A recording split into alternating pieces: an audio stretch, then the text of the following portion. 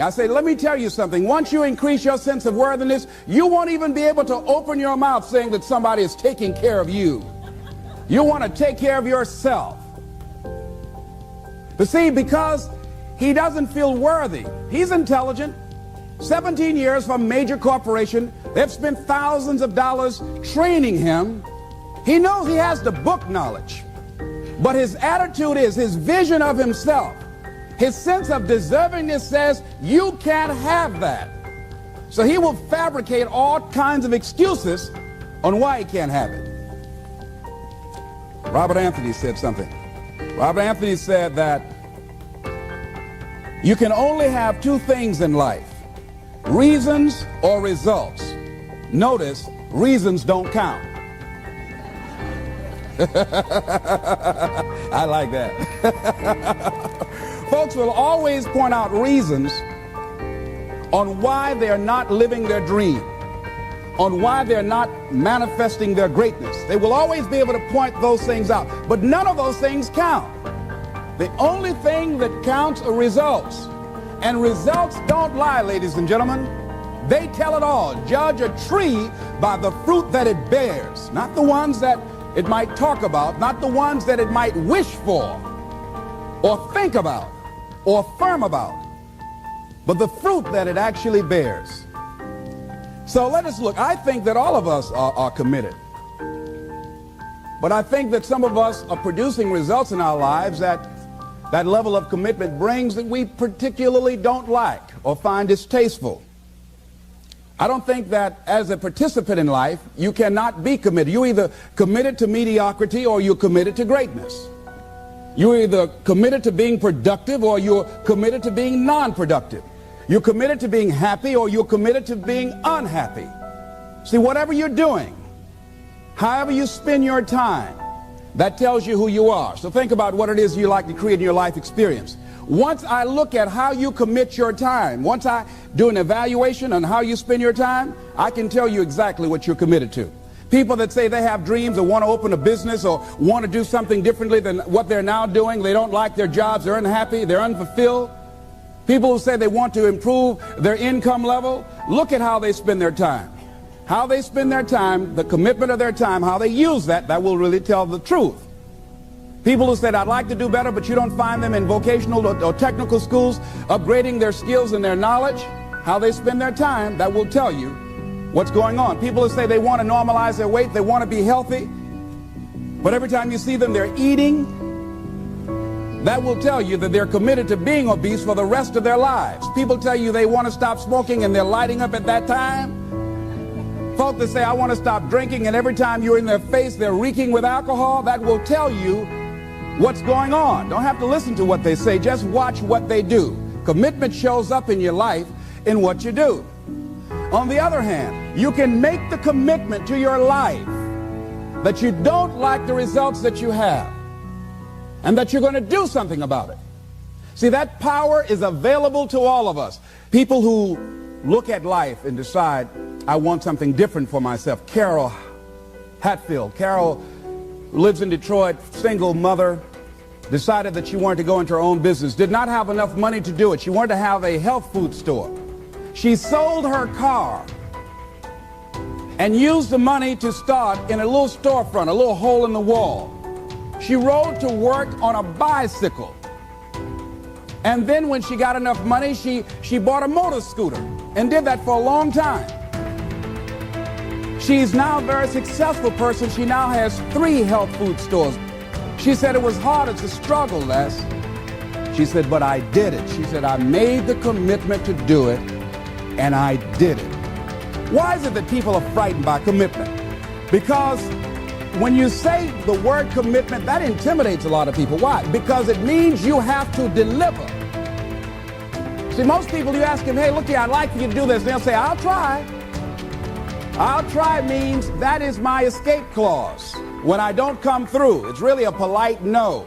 I don't have the courage to tell you no, so I'll tell you I'll try. Hey, look here, I need you to come to this meeting. I'll try. I say, what do you mean? You're going to lean toward the meeting? Try and sit down. You either do or you don't. Try and take this pencil out of my hand. You either do or you don't. There's no such thing as try. So most people like to use that language. They don't want to commit themselves because commitment means, among many things, no excuse is acceptable. That's what it means. No excuse. That if you decided that you're going to do this, if it becomes hard, then do it hard. If it's difficult, so what? If it's inconvenient, so what? See, a lot of people made a commitment to come here tonight, but they looked outside and said, it's raining. The temperature dropped. It's cold outside. And they decide to give up on their commitment. And that's how people do about their dreams. They don't honor their commitment to themselves. Let me tell you what happens when you don't keep your commitment. Number one, it begins to deplete your self-esteem and it erodes your self-image. It weakens your faith in yourself. You don't feel good when you don't keep your commitments. The other thing is that you begin to develop weak relationships with people. People begin to realize they can't depend upon you. They can't rely on you because you won't keep your word.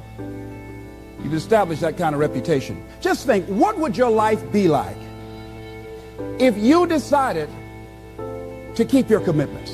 What will all of our lives be like if we decided to keep our commitments? That we decided to do the things that we said that we were going to do. That we wouldn't even speak it unless we were going to do it. If we decided just for a week, just see what your life can be like. Just let's do it for a commitment to make it a 7-day commitment that I won't say I will do anything unless I'm going to do it. And find out what your life will be like. Let me tell you what, if you follow it through, if you keep your commitment to the commitment, at the end of the 7 days you'll feel strong and powerful. Because by honoring your commitment, each time that you do, that empowers you. Whatever discipline that is required, whatever it is that you must do. So I'm suggesting, number one, commit yourself to live in the present. I saw the movie, The Dead Port Society, Robin Williams, and they had a line in there, seize the moment. Many of us are not able to move forward and develop and manifest our greatness because we spend so much time looking back or worrying about the future. Seize the moment. See, you cannot go into the future and manifest your greatness when you have various things in your life that's blocking you. Let's look at how we can begin to keep our commitments. Remembering what Dr. Robert Anthony said about results. When you keep your commitments, you're able to produce some different kinds of results in your life. So how can we keep our commitments? And do we keep all commitments? No, we don't. You will not be at 100%. However, you will have a greater percentage rate of maintaining your commitments to yourself, whatever those things might be.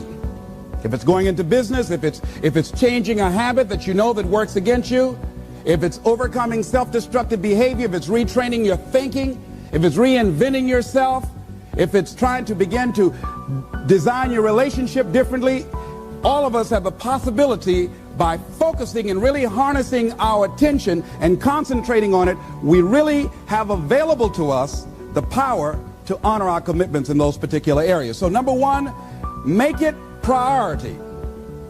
See, no one would go get on an airplane if you thought your chances of getting there to your destination were as good as your luggage. Am I correct? See, and I say the reason that you will reach your destination more times than your luggage will is because the airline, and I'm glad that they do, has made it a priority to move the human beings from one point to the other safely. Not send you off to Boston or someplace with your luggage. So I'm not really upset when my luggage doesn't show up. I'm glad they delivered me, because they've made me a priority. See, they have made delivering you to your destination important. So if you want to honor your commitment, whatever you decide that you're going to do, make sure you make it important. Make sure it is priority. Keep it before you. The other thing is, Whatever that you want to do, whatever you want to begin to create and beginning to manifest your greatness and strengthening your level of commitment, and it's really exercising your will. Find something that you want to do on your goal, one action step, but make sure it stretches you, that it challenges you, but it's doable, that you can do it. This year I decided that I was going to exercise. So I started out doing just 10 setups and 10 push-ups. I know I can do that and not get upset about it. I can do that without thinking. So I started out small. Now I'm up to 50, but if I try to do 50 starting out, I wouldn't still be doing it. So I started doing it in manageable segments. Do that, and that strengthens your will. So my commitment now is strengthened and fortified by the activity of actually doing it. So now I can expand and build from there. When I decided to begin to manage my money differently, and I started saving 5% of my money, then I increased it to 10%, then to 15%. So now I have disciplined myself to live off 75% of my income.